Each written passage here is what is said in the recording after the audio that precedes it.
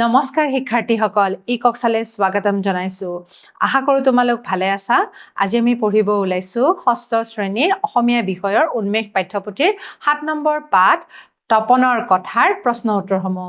ক্ৰিয়াকলাপৰ প্ৰশ্নসমূহ নিশ্চয় তোমালোকে দেখা পাইছাই। আজি আমি সেই ক্ৰিয়াকলাপৰ প্ৰশ্নসমূহ আলোচনা কৰোঁ আহা। প্ৰথম প্ৰশ্ন কি দিছে চাওঁচোন।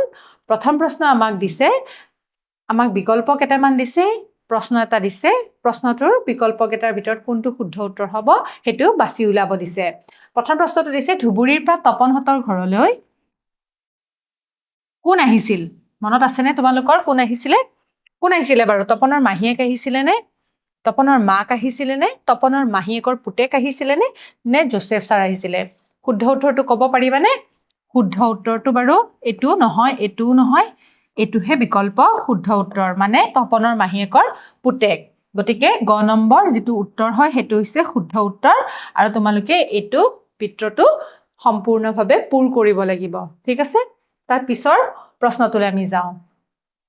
তপনে ঋতুৰাজক ভদ্ৰ আচৰণৰ কথা কিয় কৈছিল?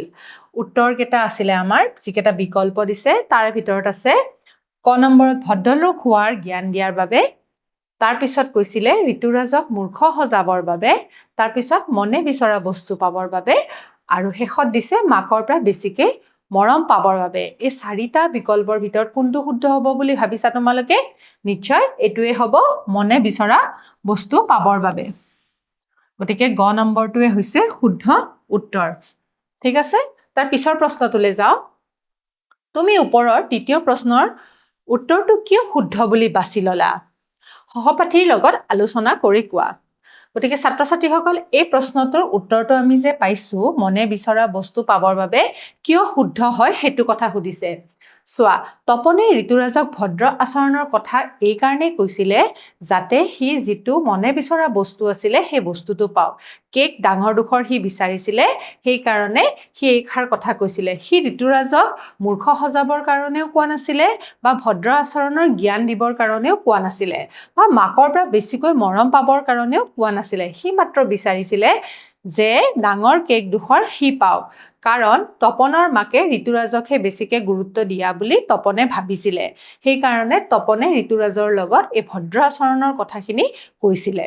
ঠিক আছে, এইদৰে আমি এই উত্তৰটো লিখিব পাৰোঁ। হ'ব, তোমালোকে এইদৰে তোমালোকৰ টোকা বহীত ইয়াৰ উত্তৰটো লিখিব পাৰা। হ'ব, এতিয়া ৩ নম্বৰ প্ৰশ্নটো দিছে তলত দিয়া শব্দবোৰৰ অৰ্থ মেঘ টুকুৰাৰ পৰা বাছি উলিয়াই লিখিব দিছে। কি কি আছে চাওঁ আহাচোন। কি কি আছে?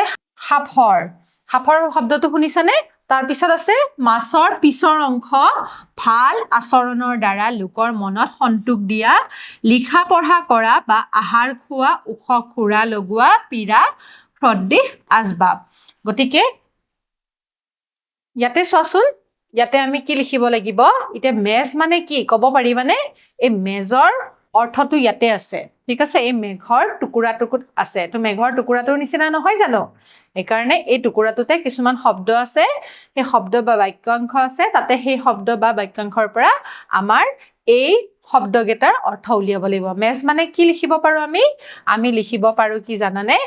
লিখা পঢ়া কৰা বা আহাৰ খোৱা, ওখ সুৰা লগোৱা, পীৰা সদৃশ আচবাব, এইখিনি কথা লিখিব পাৰোঁ আমি, হয়নে?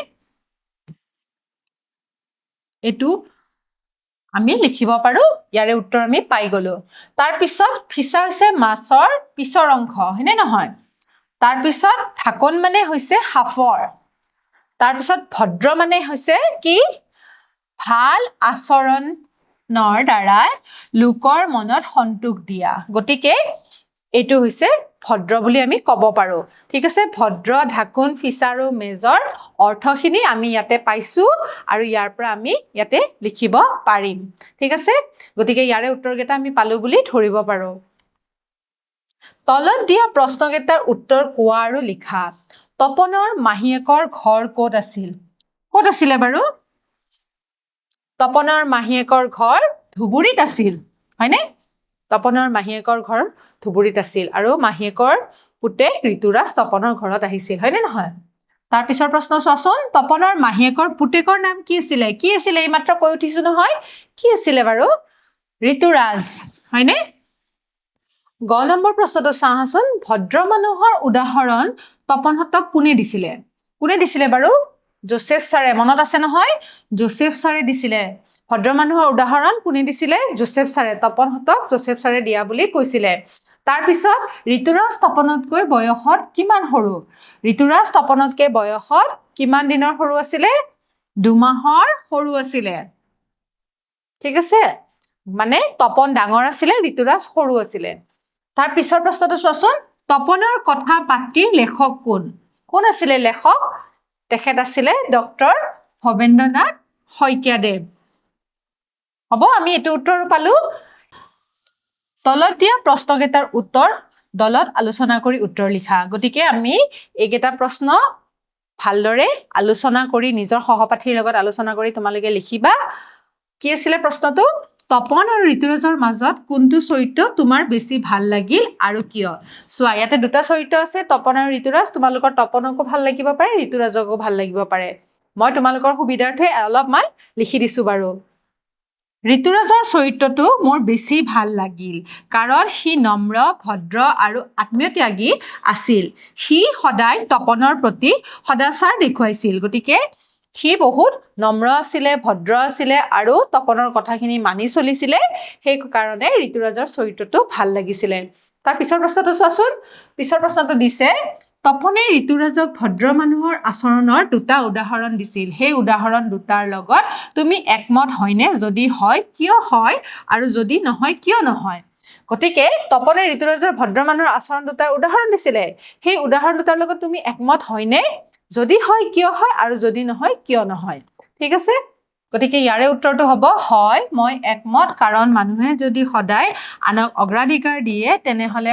সমাজত সৌহাৰ্দ্য বজাই থাকে আৰু ভদ্ৰতা প্ৰকাশ পায় গতিকে একমত হয় কাৰণে আমি উত্তৰটো এইদৰে লিখিব পাৰো ঠিক আছে তাৰ পিছৰ প্ৰশ্নটো চোৱাচোন তপনে কেকৰ ডাঙৰ টুকুৰাটো নিজে খাই ভাল কৰিলে নে বেয়া কৰিলে সপক্ষে আৰু বিপক্ষে যুক্তি দিব দিছে গতিকে উত্তৰটো আমি কিদৰে লিখিব পাৰো সপক্ষে যুক্তি দিছে সি বিচৰা বস্তুটো লাভ কৰিবলৈ এক দ্ৰুততা প্ৰয়োগ কৰিছিল যিটো বুদ্ধিকে চিনায় ঠিক আছে গতিকে বুদ্ধি লগাই পেলাই তপনে কি কৰিছিলে কেক দুখৰ খাইছিলে আনহাতে বিপক্ষে যুক্তিটো আমি কিদৰে লিখিব পাৰো সি আনক ভদ্ৰতা শিকাই নিজে ভদ্ৰতা নেদেখুৱাই নিজৰ স্বাৰ্থ পূৰণ কৰিলে যি ভৱিষ্যতৰ বাবে ভাল আচৰণ নহয় গতিকে তপনে নিজৰ স্বাৰ্থ পূৰণ কৰিবৰ কাৰণে ভদ্ৰতা দেখুৱালে জানো নাই দেখুৱা গতিকে বিপক্ষে সেইটো যুক্তি আমি আগবঢ়াব পাৰো হ'ব তাৰ পিছৰ প্ৰশ্নটো চাওঁ ঋতুৰাজে যদি সৰু কেক টুকুৰা খাবলৈ অমান্তি হলহেঁতেন তেনে কাহিনীটো কিদৰে শেষ হলহেঁতেন